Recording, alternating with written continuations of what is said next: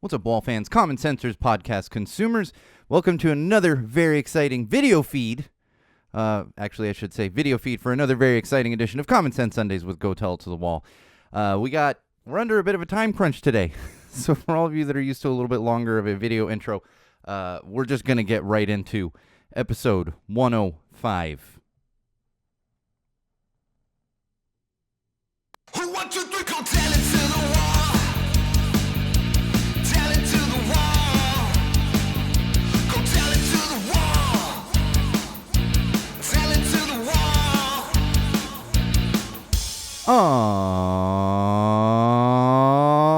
All right, Wall fans, Common Sensors podcast consumers. Welcome to another very exciting edition of Common Sense Sundays with Go Tell It to the Wall, hosted by me, your absolute favorite podcast host, the one and only Sean O'Rourke, and this is episode 105. And I know it's Monday. There's a reason. We're doing a Common Sense Sunday on a Monday, and for obvious reasons, but we'll mention in a few minutes. Before we get to that, though, we always kick things off with our social plugs. You can keep up with us before episodes, during episodes, after episodes, whenever you so please, and you can do that in multiple locations. One of those would be facebook.com/GoTellItToTheWall.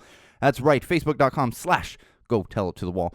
Also, our YouTube channel, which is youtube.com/GoTellItToTheWall. That's right, youtube.com/GoTellItToTheWall. And like I've mentioned the past couple episodes, I believe you can look it up just by @GoTellItToTheWall, no spaces or anything in there. YouTube's using the little @ things for some reason, and since we have a custom URL, that is our @ on YouTube, so make sure you subscribe and check out all of our great videos that are featured there on our YouTube channel. And, of course, my own personal Instagram account, which is @SoCalSean, SoCalSean, @SoCalSean, right there on Instagram. Going to get a lot of photo content. Again, not all of it pertaining to Go Tell to the Wall or Common Sense Sundays, but people seem to enjoy it. So if you especially if you follow our show reviews and that kind of stuff, you're going to see photographic evidence of many of the things we talk about regarding shows and music and the certain reviews we do and everything. So make sure, if you're an Instagram user, that you're following us over there on Instagram. And, of course, all-encompassing would be SeanO'RourkeLive.com. That's right, SeanO'RourkeLive.com. That's our official website. It's going to give you links to all those things, so you don't even have to remember those things. Just remember Sean O'Rourke Live, because there's little buttons. Click, and take straight to those social platforms. There's also exclusive content on there that you're not going to find anywhere else, and there is also links to our Patreon campaign. If you're not familiar with Patreon, I highly recommend checking it out. I'm noticing more and more musicians and artists are jumping onto Patreon, which had a large user base to begin with. They pay out well to broadcasters and musicians and artists percentage-wise when you support them through Patreon. So please, even if you don't check us out, check out some of your other favorite artists on there. And of course, if you want to help us out financially but don't want to deal with Patreon, you can pick up some of our Common Sense merch right there through the merch website, which links directly from SeanO'RourkeLive.com. You're going to see a little tab at the top. It says merch. Just click that bad boy, and it's going to take you straight to our website where you can order merch. It's one of those merch website things that can't even remember how we ended up with that one, but it is there. Please pick up some designs, and in fact, we got to do some updates because we don't have the newest logo on anything up there yet. It's just finding the time to do all that, which is why we're actually under a time crunch today. Got a bunch of other stuff to do, and it is Monday. I know this is a Common Sense Sundays episode. We switch back and forth kind of between the numbering and the episode formats and everything. We stuck with the Common Sense Sunday despite it being Monday, and that's because yesterday was Mother's Day. So I spent the day, and I'll talk more about it when we get to parenting, but I wanted to spend the day mostly with my family. I mean, entirely with my family, but my wife was able to kind of scoot away for a little show last night herself, and we'll talk about that in parenting. But that's why we didn't record yesterday. Among other things that were going on, I actually stuffed myself silly, and like I said, we'll talk about that when we get to parenting. But before we get there, we're going to talk about some digital trends as we do on a weekly basis here. These are things that I found around the digital platforms, social platforms that I've either found amusing, interesting, or just wanted to talk about because I am here talking to a wall, and that's why it's called Go Tell It to the Wall. Anyway, I found this one entertaining and interesting, and I believe it started trending end of last week or over the weekend, and somebody had asked, when did Fast and Furious... or Fast and Furious 82, which they're up to, and I think they're actually like 10 is coming out or something. But it was along the lines of, when did Fast and the Furious abandon reality? So I've seen the first movie. I am of the correct age where I actually saw the first movie in the theater. I walked out and said, cool, Point Break with cars instead of surfboards. Was not, just never really into it, but obviously they have a very big fan base. In fact, I spent a year at Universal in Universal Pictures marketing department, and I could see the amount of promotion and money that gets put behind it because it is so popular. But all that being said, I wasn't too familiar with the progression of the film series, and the first one is fairly simple. I don't mean simple in a bad way, but nothing too crazy. But it does seem as though it went on to have crazy stunts and all these other things. And so people started tweeting clips from the movie, and some of it was absolutely ridiculous. I guess cars have driven between skyscrapers, and like The Rock, I saw holding a chain, like holding a helicopter in place because he's stronger than a helicopter, apparently. Crazy stuff like this. And I found it quite entertaining. I highly recommend, whether you are a Fast and Furious fan or not, checking it out because, like I said, I was not familiar. But it also got me thinking, isn't this kind of what you expect going into it? We see ridiculous action movies all the time where reality is just kind of suspended. I realize Tom Cruise does all his own stunts, but do you think all that Mission Impossible stuff is could happen in reality? Or, we're talking about crazy things. These were all crazy, and I get it. It seems to be a theme throughout the Fast and Furious movies, but again, I don't know that maybe you could, and it's a fun debate to find that exact turning point. But I feel like if you're going to see one of the Fast and Furious films, it's kind of what you're expecting, right? I mean, the Marvel films are so popular, and most of that is not reality. We have people who fly, and a green dude who's stronger than anybody else, and all kinds of crazy stuff. So it's an interesting question, but I feel like the audience going to see those films, that's kind of what they're going for. And I was the Rock holding the helicopter by a chain is like, okay, dude, that helicopter be flying away with your ass right now. I don't care what you're holding on to. You'd be in the air. But again, it's kind of what you expect going in, I would think. Seems like the point of many of the movies, but it was interesting. So check that one out. It's still going on.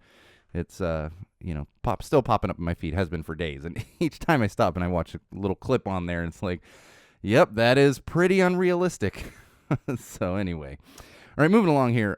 Balenciaga, whatever that freaking luxury brand is. We've talked about them before and how they make ridiculous things and it's ridiculously expensive. And you're like, why are you spending money on this? Well, they're at it again. An image of some women's runners, which I guess is what we call running shoes now. They're runners. Fine.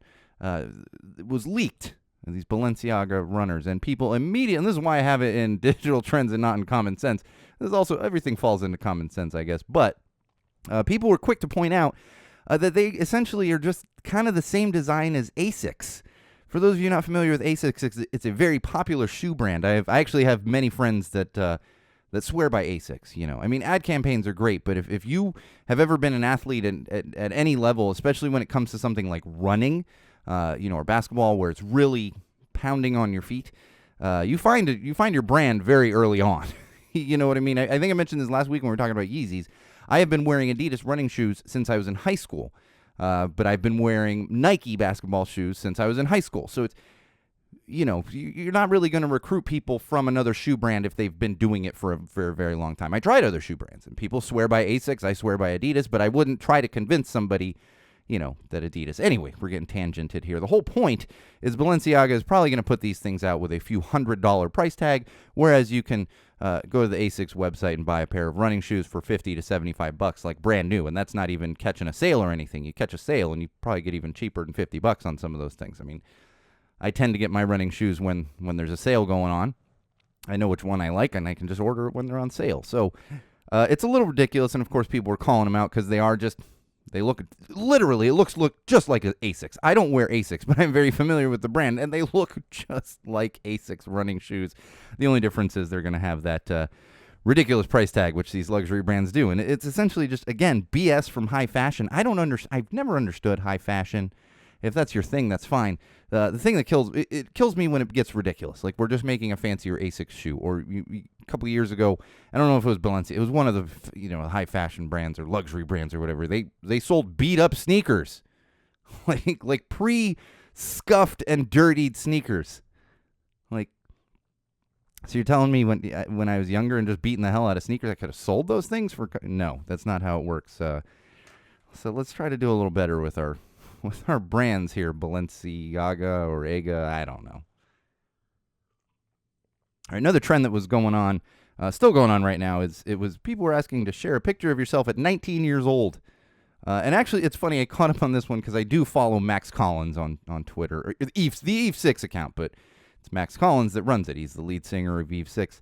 And his was one of the first ones I saw, and it was so funny because it was a picture of him at 19, and it was a still from the Here's to the Night music video. And it's like, yes, you are of a certain age, but you have pictures of yourself at 19. It got me thinking, and I'm sure I have them somewhere, but I am just right in that kind of time frame where there's not really a lot of pictures of me at 19. You know, obviously, somewhere around here I have like my senior pictures, from high school, and my yearbooks I have all 4 of my high school yearbooks on a shelf behind me here.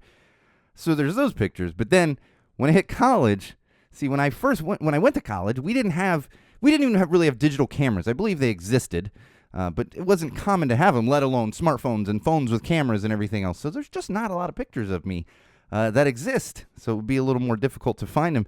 And it also got me thinking, that's probably for the best. And I was not I was not getting in a lot of trouble, but I wasn't doing, I was doing the typical college things at age 19.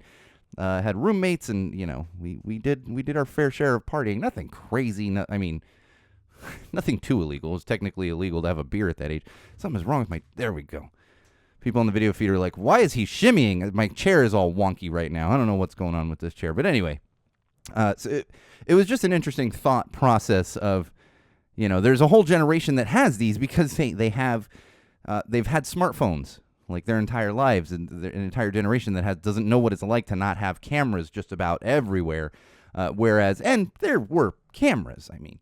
I'm sure there are photos that exist. It just wasn't quite as common. And then if it exists, I don't have a digital version of it. I'd have to start scanning in some photos or something. But if you want to participate in that one, share a photo of yourself at 19, or look at other people's silly photos of them at 19. Though I'm sure the few that do exist of me are probably not great photos. I definitely, and I was 19 for most of my freshman year of college because I have a fall birthday. I graduated high school at 18. So I definitely put on that freshman 15. I don't know if they still say that, but when you stop playing high school sports and you go to college and you're barely eating anything healthy and you're, drinking at parties and such, you put on a little weight. So we don't need to revisit that. It just makes me feel bad that I was not in the best shape at 19. Anyway, we got some more beer backlash here, and of course this is happening all across the social platforms. I hadn't even heard about this until like today. This started trending. And it's Miller Lite this time, so they're getting some backlash because they put out an ad about female brewers. And I didn't go to fact check the historical accuracy of this, but apparently throughout history, a lot of beer brewing was left to women. Not left to, that's not the correct word. A lot of women were pioneering brewing of beer, which makes sense because in certain times, women were expected to be at home.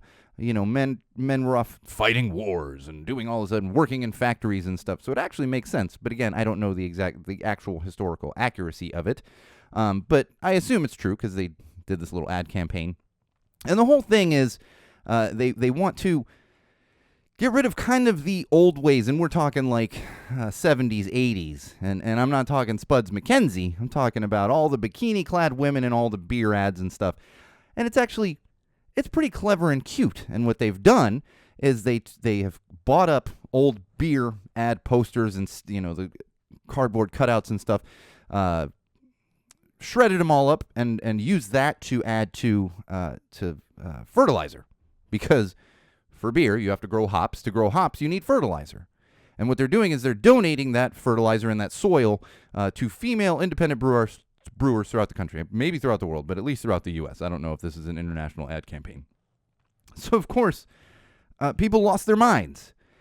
And they're starting to call for a boycott of Miller Lite. Now, here's the thing. We talked about the rainbow cans and how ridiculous all that is, and Kid Rock shooting up cases of beer and everything. And that's no more, to me, there is no difference here But even if we're talking to somebody who is absolutely bigoted and does not support the LGBTQ community, this one shouldn't be hard to. So you are standing firm, boycotting because a beer company is shredding up stuff from the 80s? This one really blew my mind. Like, why are we... I don't find it offensive, but I could see how a hateful person is offended by LGBTQ, and they're going to have a bunch of people behind them like Kid Rock. But now we're just blatantly saying women can't brew beer, and you're going to stop drinking it because Miller Lite wants to give shit, literal shit, because they use this with worms that shit out the stuff, and that's how fertilizer and soil is made. You're mad that they're giving shit to female brewers throughout the country. That's how some people are in this world. And in fact, it actually made Yuengling start trending, which is, if you're not familiar, it's a regional beer out of Pennsylvania, I believe Philadelphia, but nobody quote me on that. I know, and it's definitely that area because my father-in-law is from Philly, and I know people from around Philly. They're like, oh, Yuengling. It's kind of like how if you were in Southern California in the late 90s, early 2000s, how Stone was. Like, now you can get Stone everywhere, but and now you can get Yuengling a lot more places, but not as wide. And it is still an independent, family-owned brewery, much like Sierra Nevada, still independently owned family brewery of Sam Adams. So people start saying, well, that's why I only drink Yuengling. And then you gotta love the Twitter trolls, and because I'm not a fan of trolls, but sometimes you troll for good.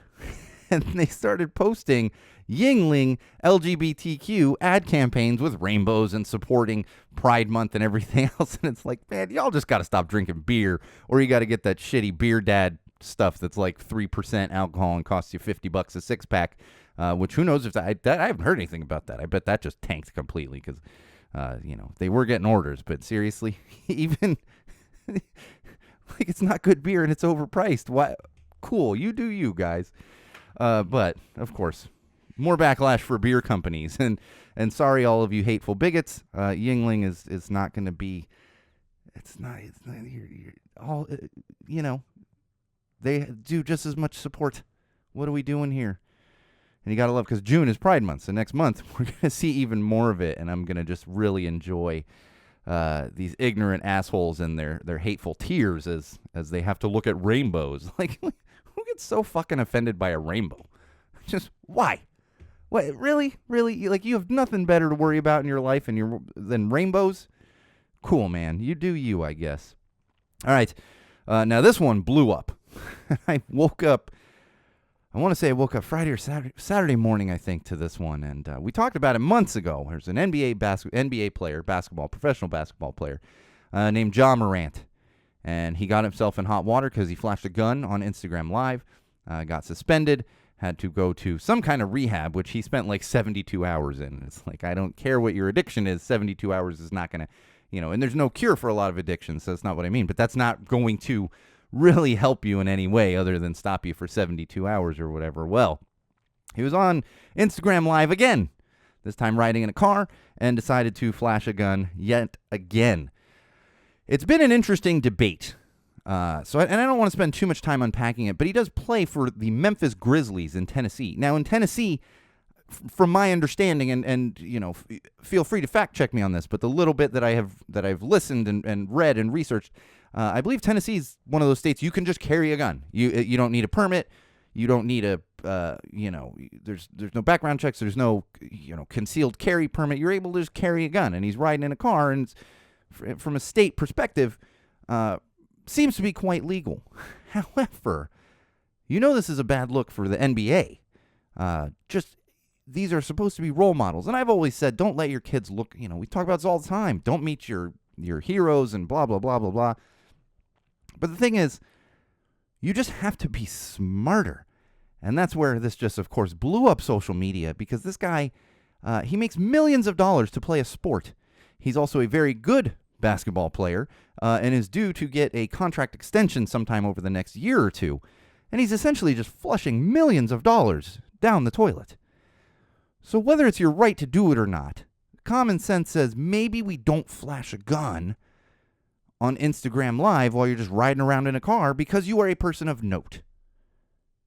But there is the other side, because I was listening to somebody on the radio today who was saying, it's interesting because you have Tennessee lawmakers and legislators who send out Christmas cards of them and their entire family holding guns. So it is a fine line. I don't know that there is going to be any crime, prosecution involved here. However, I do have a feeling he's going to lose out on some money, and there's some talk that he is going to get suspended.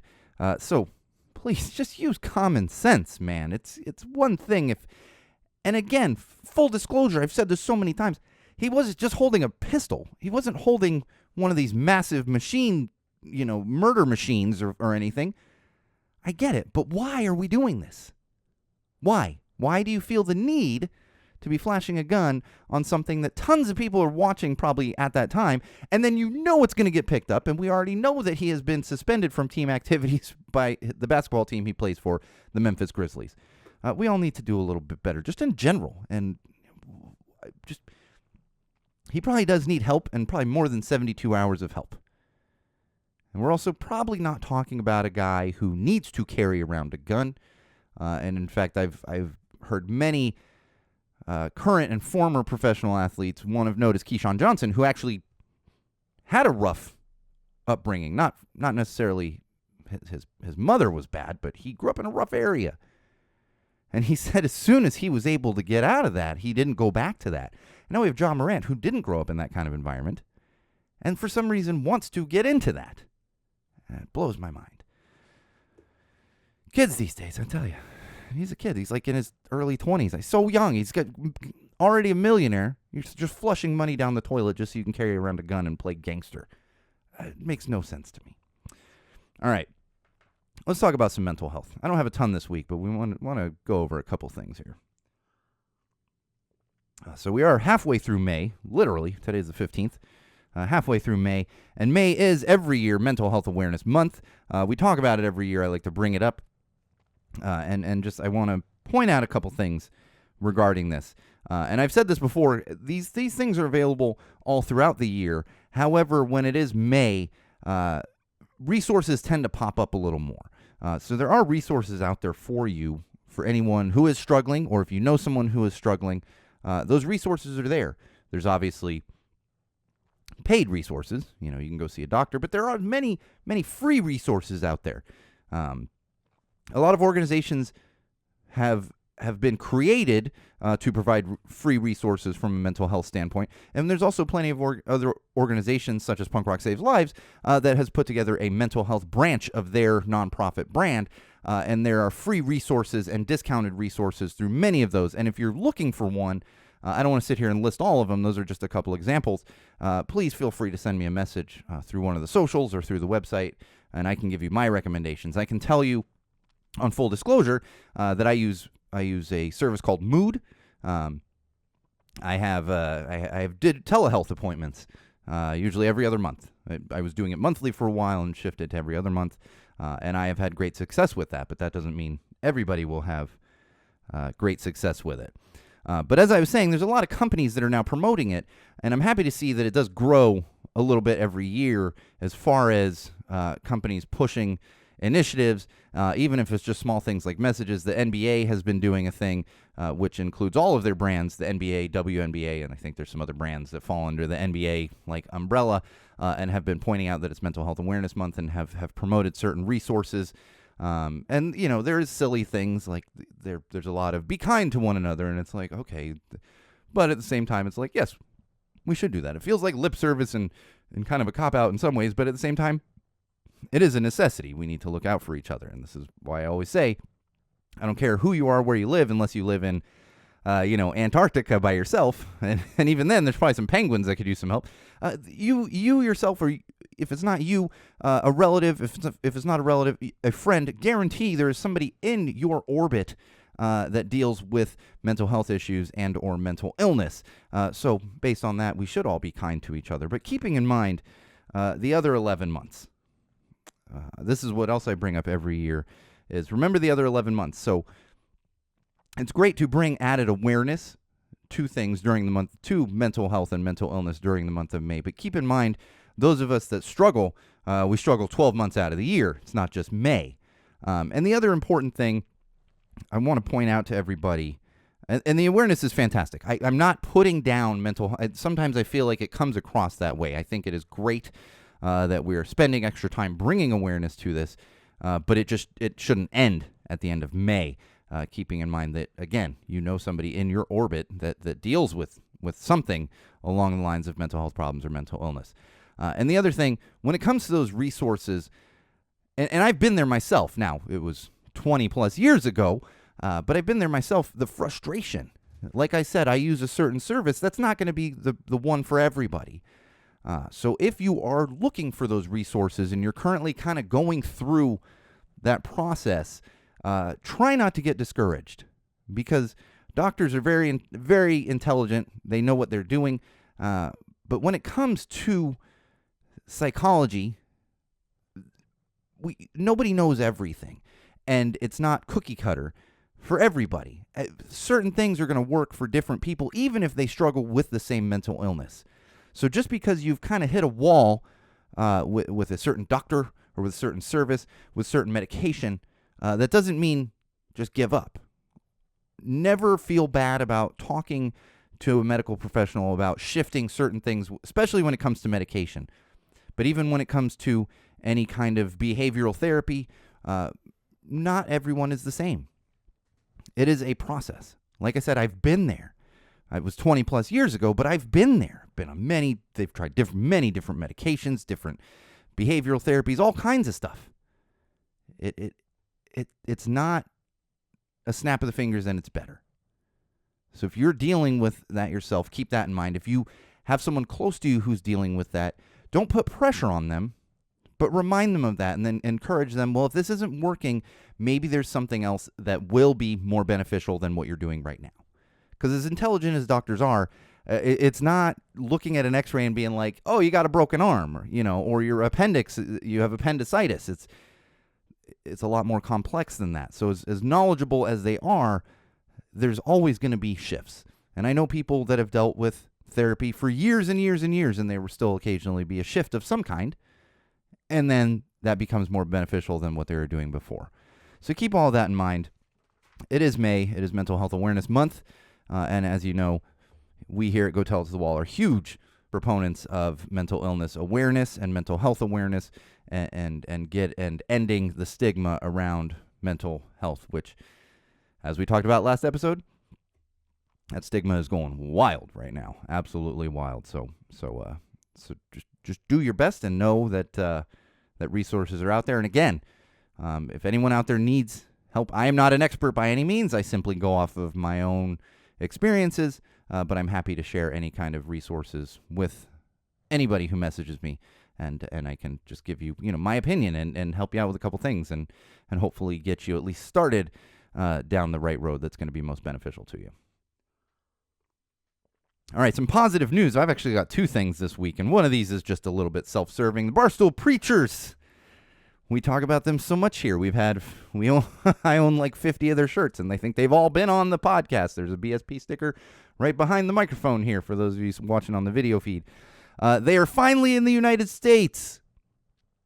They touched down last week. They have played a couple shows already here in the United States. I am anxiously and eagerly awaiting as they make their way toward California. And despite the fact that I live in California and they will be playing in Southern California, I will be in Las Vegas when they play in Southern California, and I will have to wait for them to finish in California and then come to Las Vegas. Of course, I will not be missing a show, but I cannot wait. This is their first time in the U.S. since 2019. And in fact, shout out to Carl, who he's not new by any means, but he is the newest guitarist. He was not the guitarist when they toured in 2019, and this is his first time touring the United States. So congrats, boys, and cannot wait to see you in Vegas. Counting down the days till punk rock bowling. Some other positive news here. Village People and Trump.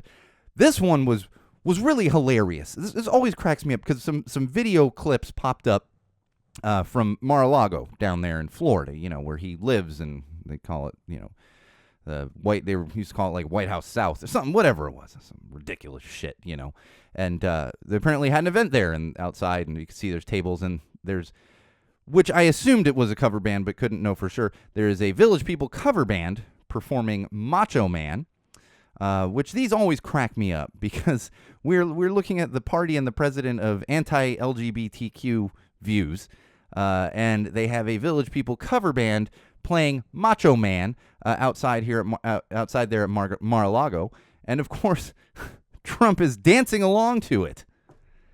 This is just like the we're not going to take it anymore, and how they try, Trump kept trying to use that, and Dee Snider had to be like, yo, it's literally about you people taking away women's rights, and you have been taking away, you cannot use this song. Or the Rage Against the Machine song is like, I don't think they know what machine they were raging against when this song was written. And here we have another one, just absolute ignorant.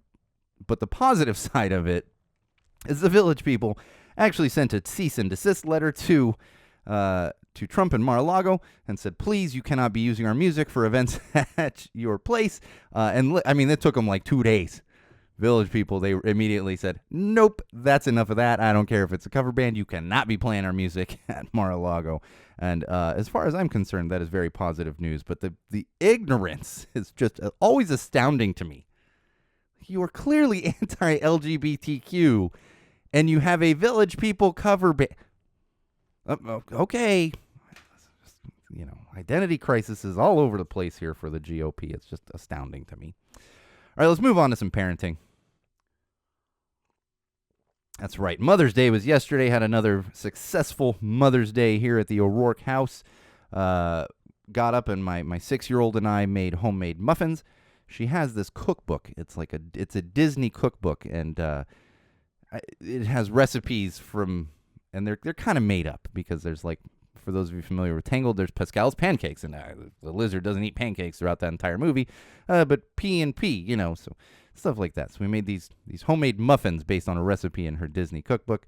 Of course, we switched out the blueberries for chocolate chips because why not? Just throw some extra sugar in there just for good measure. So my wife really enjoyed them. Didn't have to cook dinner thanks to some friends.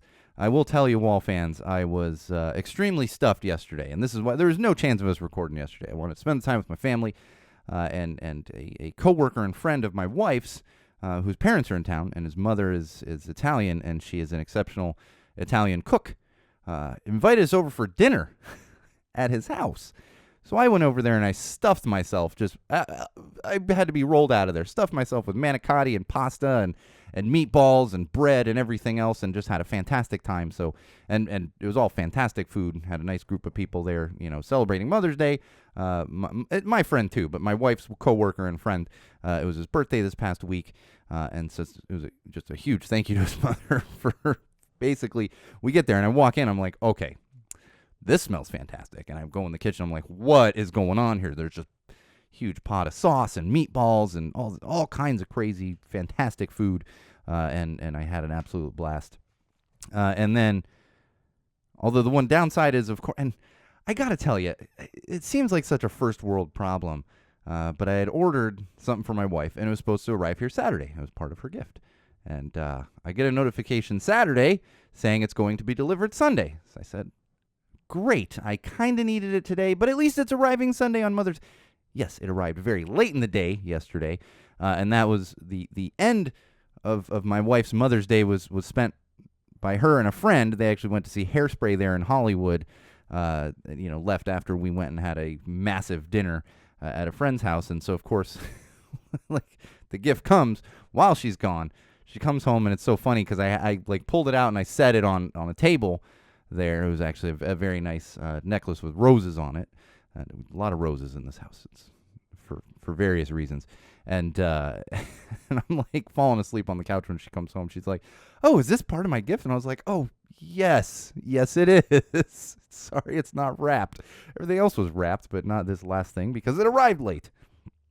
First world problems, though. I get it. I can't really get too mad about shipping, but it's like, God damn it, if something's supposed to get shipped, let it be shipped. And actually, let me get tangented for a minute. Shout out to Sticker Mule.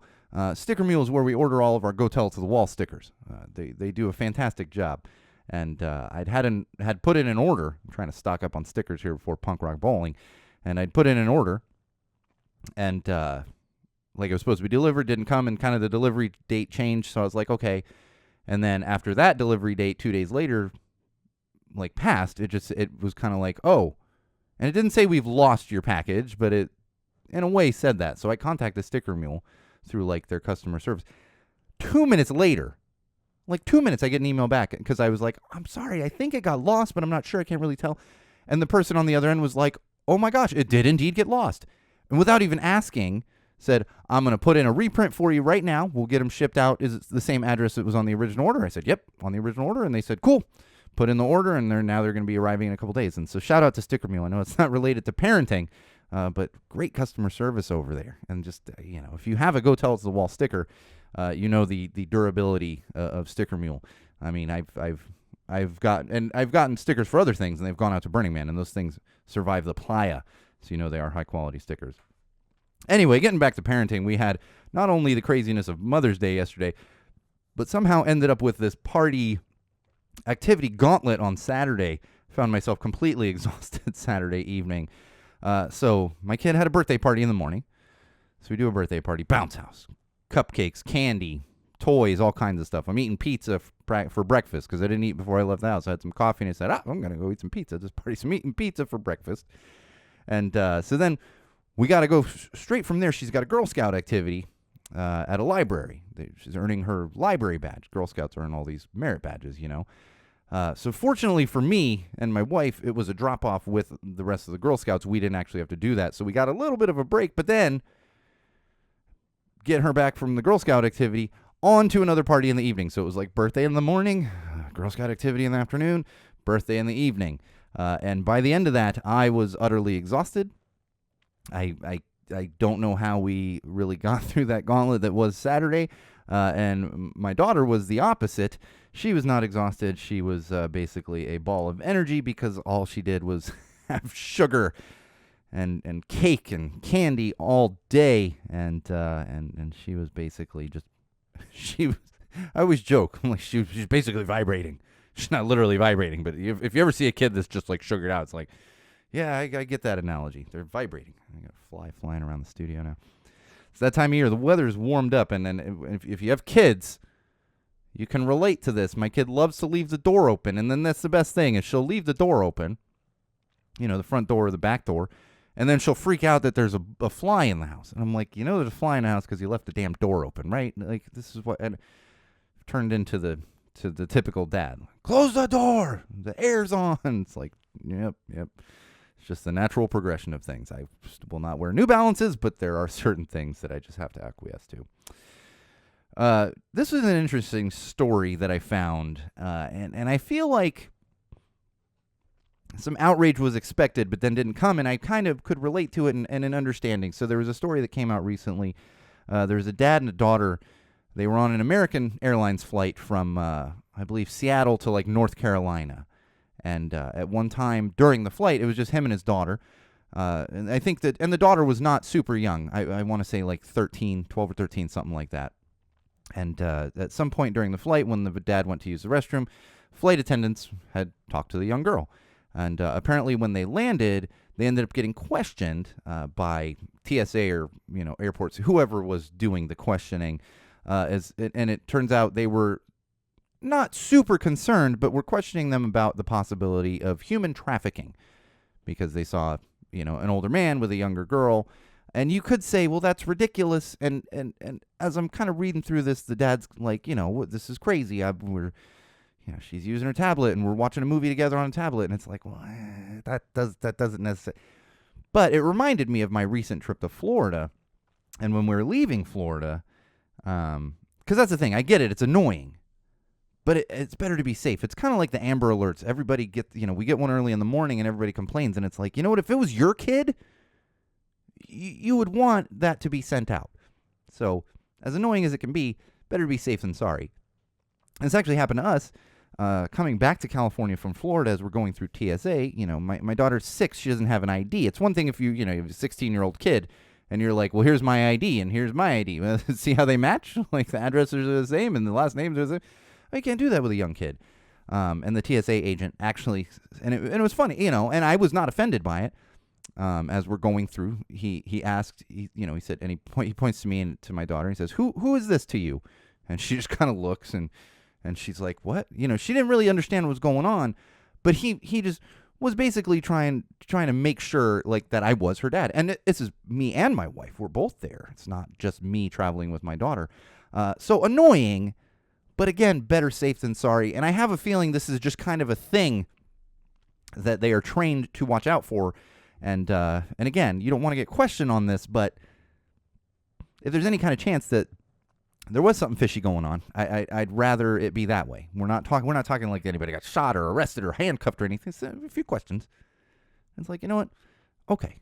And I think there is some more outrage expected than actually happened. And speaking of outrage,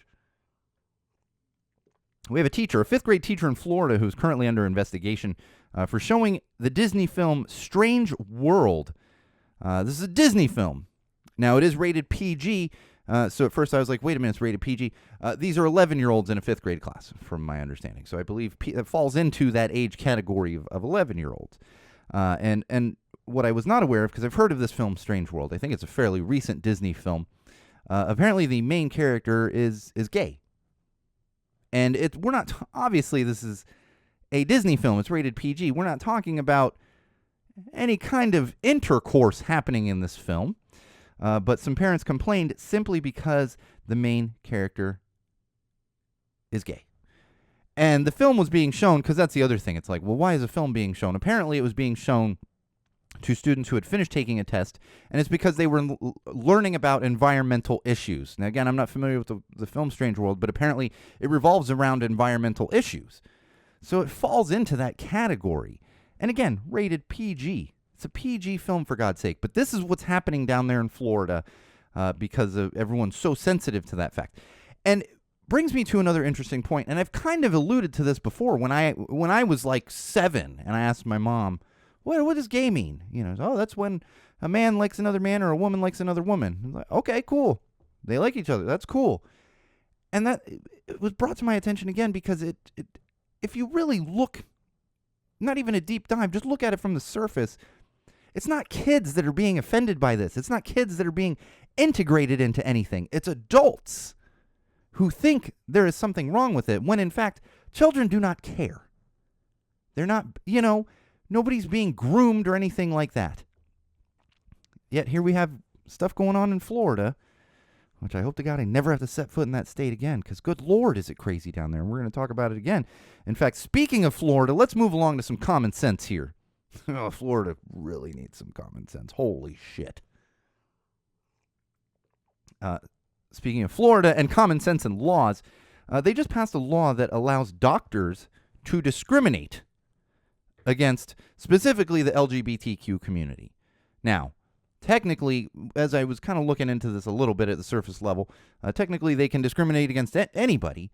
But here's the thing when it comes to doctors. You go to film school, you take a Hippocratic oath, you're supposed to help people.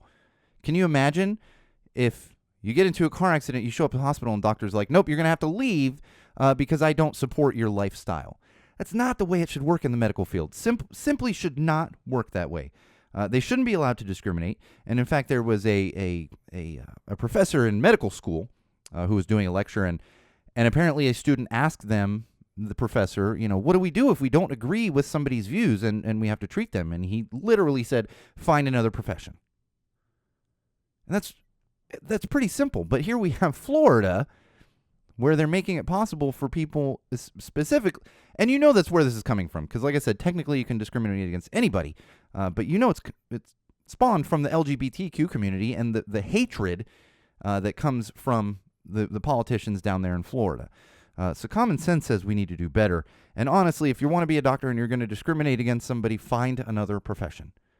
And this goes for anybody, if you're a doctor and a patient comes in and they have a swastika tattoo, you got to treat them.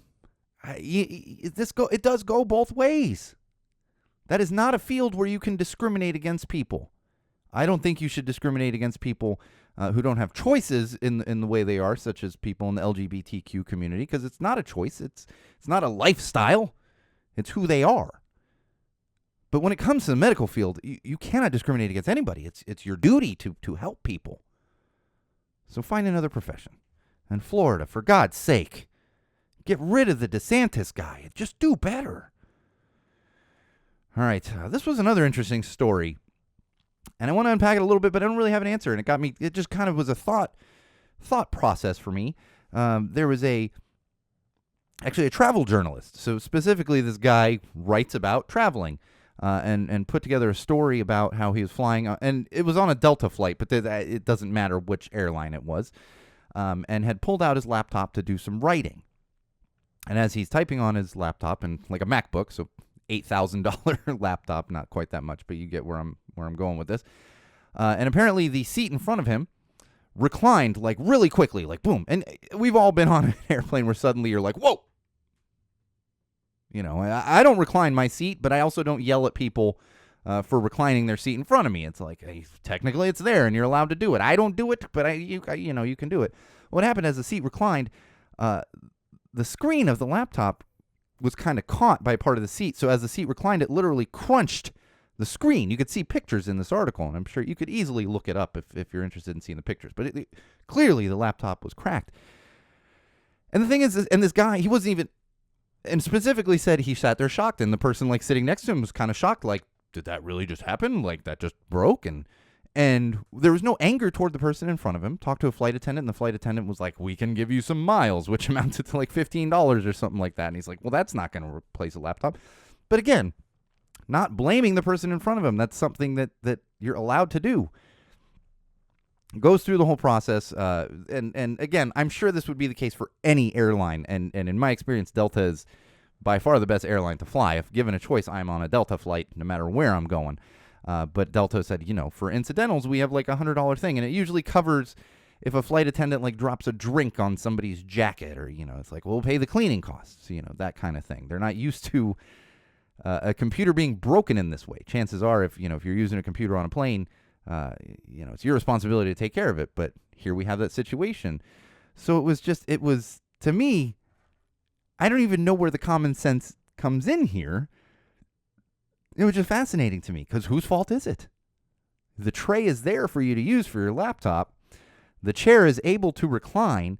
We're talking about, now I'm remembering a Seinfeld episode, 1 in a million shot, Doc, 1 in a million shot. It probably is like a 1 in a million shot that it caught it that exact way. So I don't know. But I did find it very, very interesting and somewhat of a freak accident. And it's just like, kind of was like, and even the guy was like, I don't know whose fault it is. And this guy's literally a journalist. He's like, I don't know whose fault it is. And it's kind of like, well, I don't know if anybody knows whose fault it is. I mean, who do you go after? And and of course, I ended up buying a laptop, and maybe that's why you have like the Apple protection and all that other stuff. Microsoft has a similar thing. If you can pay for it, and if your device gets broken, they either fix it or replace it. So maybe if you're going to be doing a lot of traveling, have like that Apple Care stuff or Microsoft Care, whichever kind of device you're using. All right, Trump had a town hall on CNN the other day, and CNN rightfully caught a lot of backlash on this. Now, I'm not going to sit here and say, as much as I don't want to see that orange son of a bitch on television, it is his right to have news coverage. He's a potential presidential candidate. However, I don't think a supposedly unbiased news network should be giving him like an hour to spew propaganda. He called certain Capitol Police officers thugs. He also went after the woman in the sexual harassment case and continued to disparage her. Basically a bunch of propaganda. And we go to find out that the audience, which was obviously comprised mostly of Trump fans, was not only comprised a certain way, but told they were not allowed to boo. They were only allowed to clap and cheer. And here's the thing. I understand equal airtime, and I understand when we disagree about certain things, and especially people older than me, they always say, I remember when the right and left debate was about policies and debt and budgets and stuff like that, not about human rights. And now here we have an orange bastard who's clearly trying to take away women's rights, human rights, LGBTQ rights, and then they give him airtime to spew all this stuff.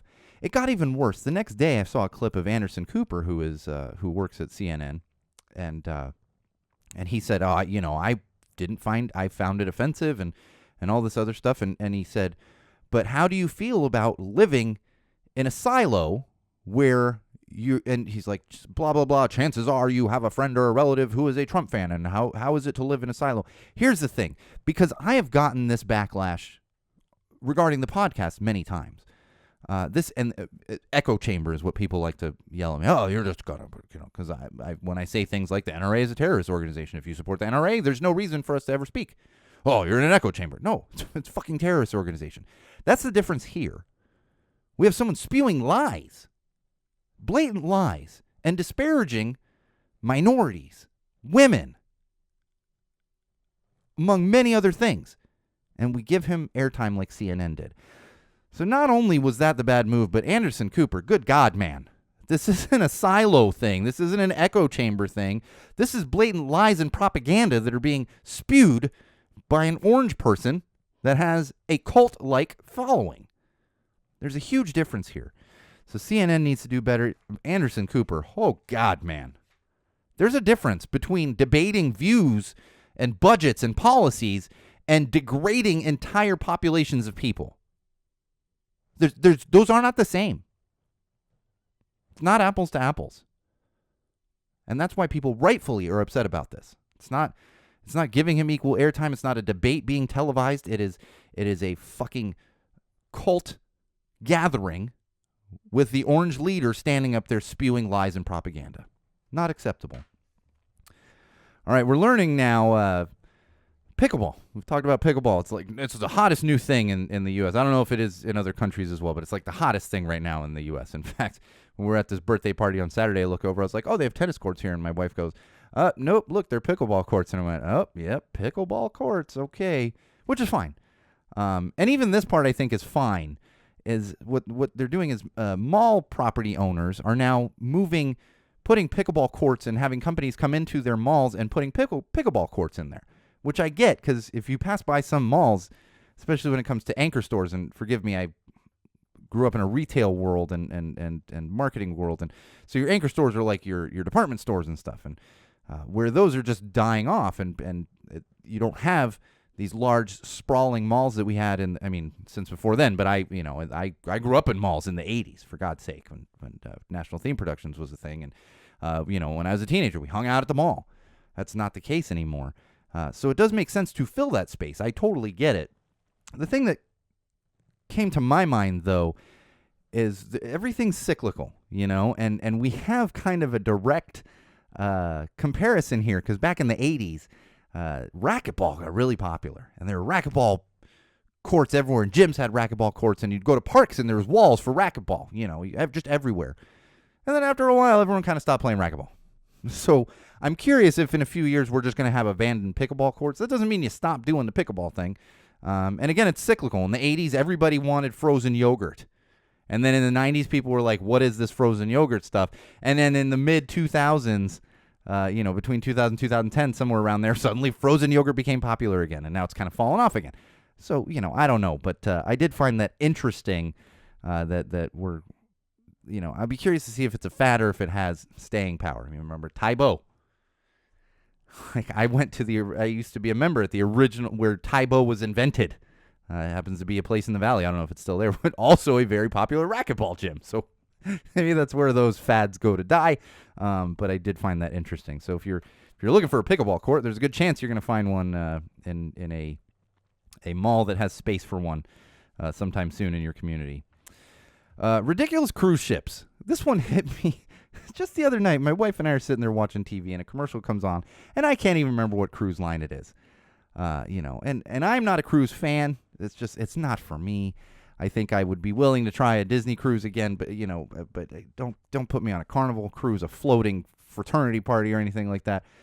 But you see these cruise ships getting bigger and bigger and bigger. And there's that viral comparison like the Titanic, and then there's a modern cruise ship, and it's like, oh, I thought the Titanic was big, and it's like it's dwarfed by this giant cruise ship.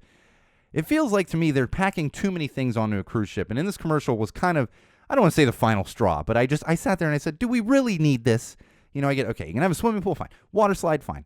A stage for, okay, all these things. I saw this commercial. There's apparently a cruise ship with a fucking go-kart course on the top of the cruise ship. Go-karts.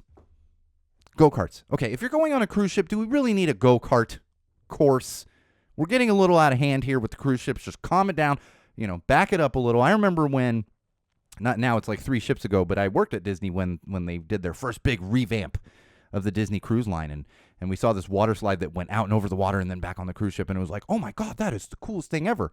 Now it's like that's just commonplace, and now we're throwing go-kart courses on cruise ships. Calm down, cruise ship companies. Some things are not needed on a cruise ship. And honestly, if you want to have something, throw a simulator in there, an arcade, and in the casino. Come on, fucking go-karts. Can you imagine? You're driving go-kart and suddenly there's like rough ocean and you're just like, holy, driving off. It's like Rainbow Road in Super Mario Kart. I'm sure it's not dangerous like that. But I saw this and I was like, really? Go-kart? Okay, now we're getting out of hand. Not that we weren't getting out of hand before. All right, I'm going to save this because I want to do a little more research on that, and we're running out of time. All right, entertainment news here. Disney had a shareholders meeting recently where they shared with the shareholders some upcoming changes, and one of the main ones that's getting a lot of talk right now is Disney is going to remove some content from Disney Plus and from Hulu. And for those of you that are of a certain age, this is essentially, it seems like what they're doing is they're going back to the vault. This is where, if you remember when DVDs were huge, and even VHS back in the 80s, they would pull a movie out of the vault, and you could buy it on VHS or DVD for a limited time. But then when Disney Plus came out, they put a lot of those properties on there.